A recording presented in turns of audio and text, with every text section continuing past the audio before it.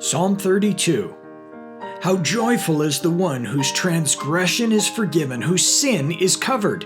How joyful is a person whom the Lord does not charge with iniquity, and in whose spirit is no deceit.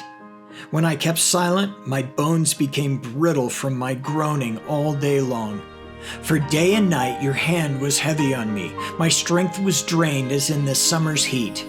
Then I acknowledged my sin to you and did not conceal my iniquity. I said, I will confess my transgressions to the Lord, and you forgave the guilt of my sin.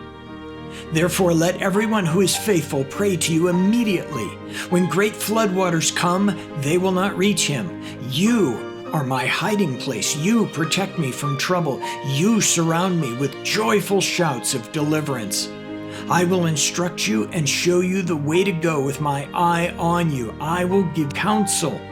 Do not be like a horse or mule without understanding, that must be controlled with bit and bridle, or else it will not come near you.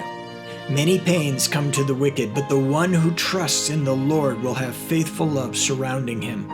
Be glad in the Lord and rejoice, you righteous ones. Shout for joy, all you upright in heart.